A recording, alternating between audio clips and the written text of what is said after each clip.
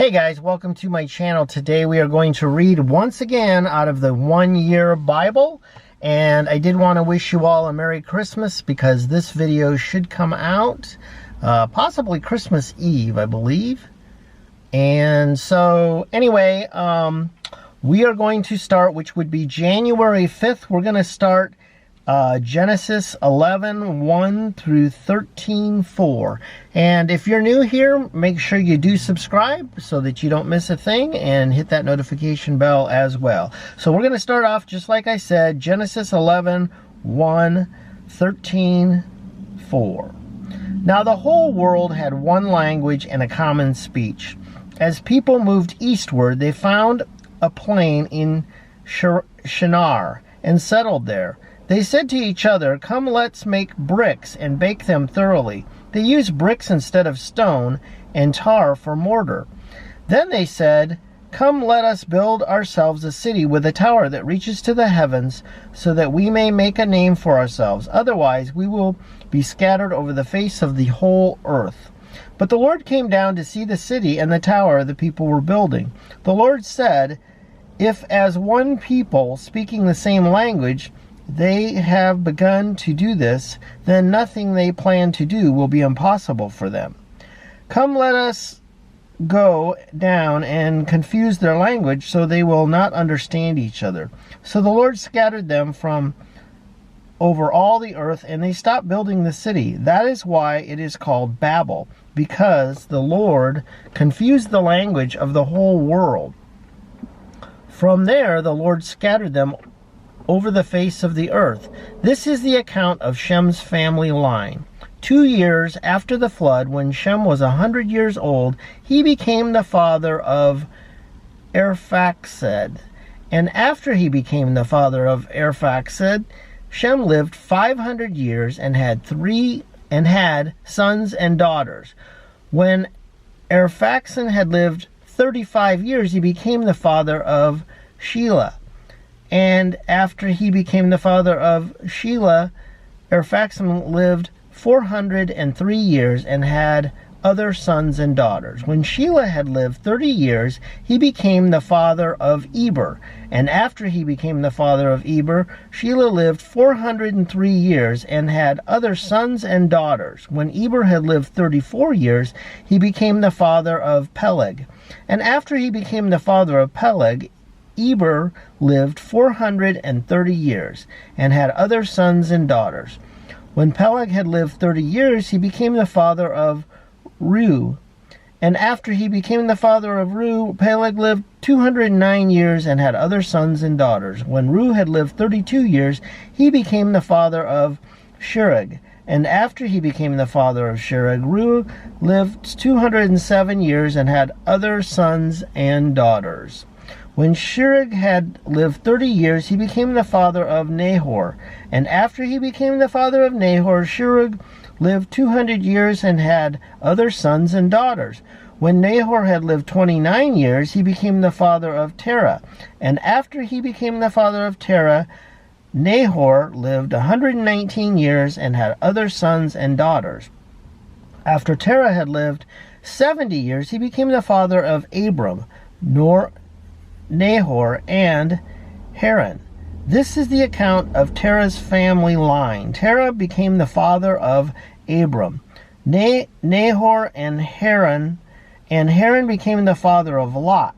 While his father Terah was still alive, Haran died in Ur of the Chaldeans, in this land of his birth.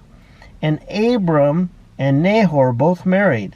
The name of Abraham's wife was Sarai, and the name of Nahor's wife was Milcah. She was the daughter of Haran, the father of both Milcah and Ishkah. Now Sarai was childless because Sarah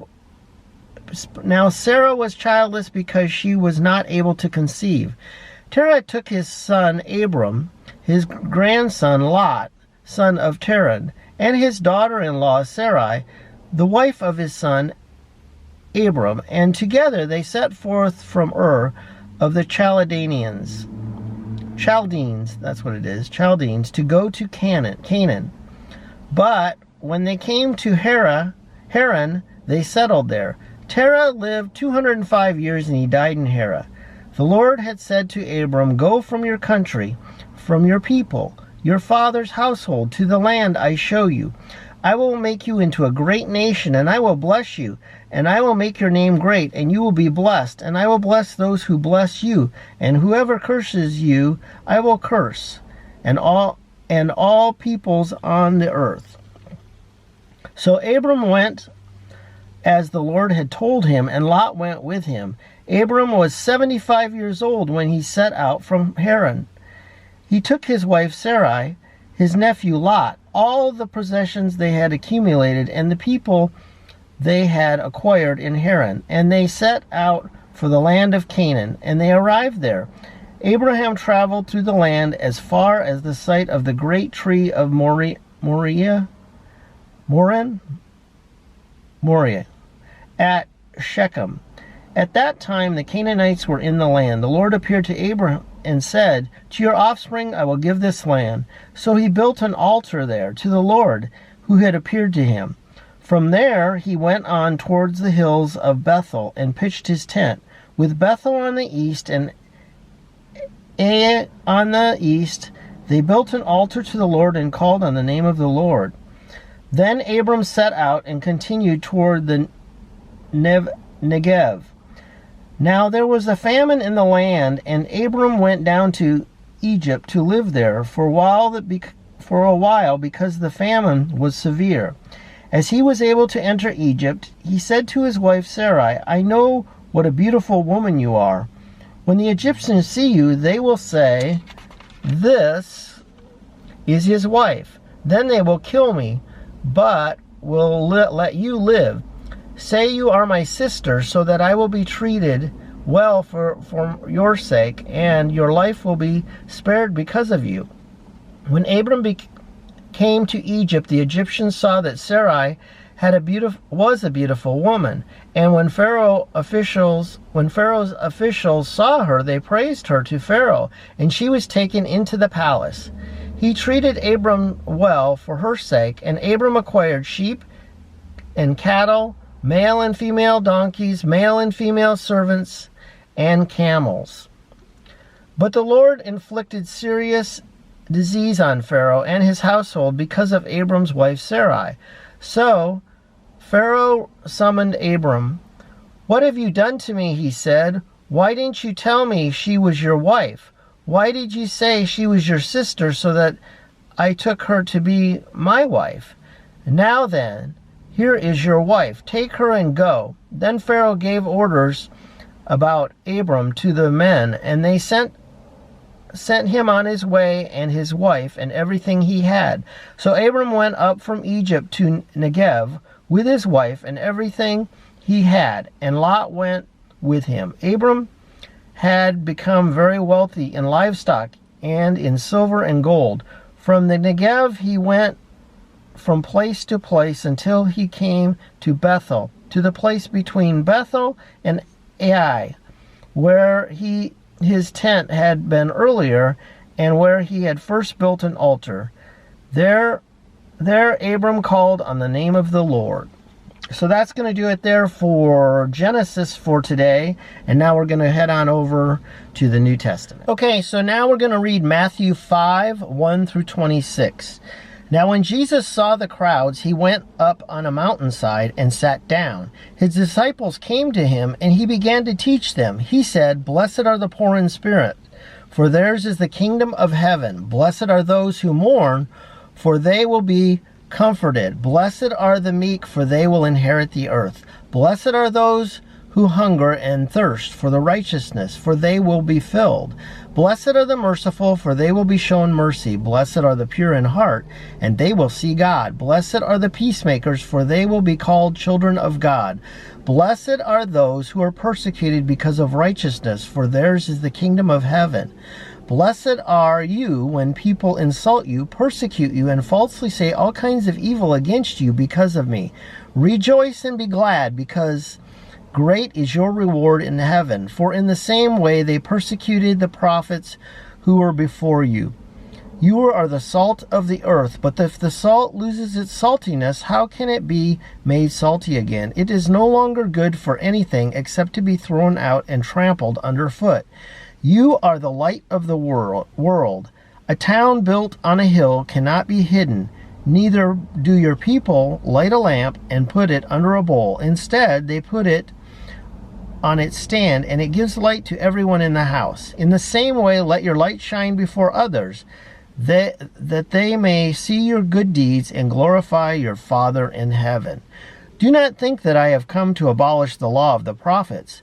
I have not come to abolish them, but to fulfill them. For truly I tell you, until heaven and earth disappear, not the smallest letter, not the least stroke of a pen will by any means disappear from the law until everything is accomplished. Therefore, again, anyone who sets aside one of the least of these commandments and teaches others accordingly will be called least in the kingdom of heaven. But whoever practices and teaches these commands will be called great in the kingdom of heaven. For I tell you that unless righteousness surpasses that of the Pharisees and the teachers of the law, you will certainly not enter the kingdom of heaven.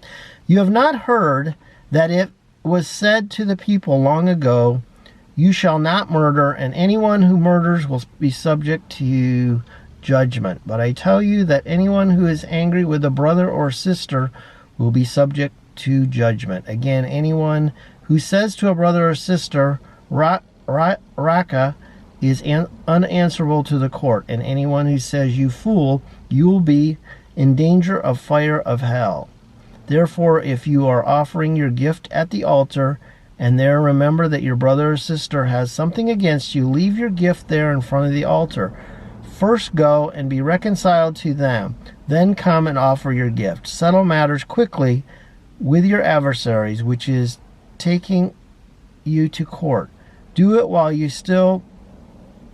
still together on your way, and your adversaries may hand you over to the judge, and the judge may hand you over to the officer, and you may be thrown into prison. Truly I tell you, you will not get out until you have paid that last penny.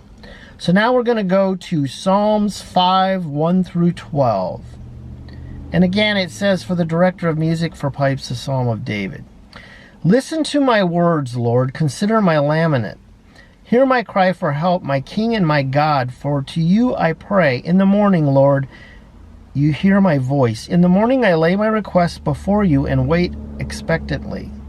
For you are not a God who is pleased with wickedness. With evil, people are not welcome. The arrogant cannot stand in your presence. You hate all who do wrong. You destroy those who tell lies. The bloodthirsty and deceitful you, Lord, detest. But I, by your great love, can come into your house in reverence. I bow down toward your holy temple. Lead me, Lord, into your righteousness because of my enemies. Make your way straight before me. Not a word from their mouth can be trusted. Their heart is filled with malice. Their throat is an open grave. With their tongues they tell lies. Declare them guilty, O God. Let their intrigues be their downfall. Banish them for their many sins, for they have rebelled against you. But let all who take refuge in you be glad. Let them ever sing for joy. Spread your protection over them, that those who love your name may rejoice in you. Surely, Lord, you bless the righteous. You surround them with favor as with a shield. And now we're going to read Proverbs 1:24 through 27. But since you refuse to listen when I, wisdom, call, and no one pays attention when I stretch out my hand, since you disregard all my advice and do not accept my rebuke, I in turn will laugh when disaster strikes. I will mock when calamity overtakes you. When calamity overtakes you like a storm. When a disaster sweeps over you like a whirlwind. When distress and trouble overwhelm you. So that's going to do it for today. I hope you enjoy these videos. And make sure you tell your friends if they're interested in reading the One Year Bible. Again, I'm not doing it every single day, but my goal again is to get through the Bible, not necessarily do it within a year's time. However long it takes, that's how long it takes. I'm doing these on a weekly basis, and I would ask that you consider subscribing. And while you're at it, you might want to check out my other videos. I have a number of videos, mostly are Disneyland related, but there's a few odds and ends in there as well. And now I'm also doing the One Year Bible. So I hope you enjoy these videos. Make sure you do give them a big thumbs up, and we will see you next Thursday. For now, have a Merry Christmas.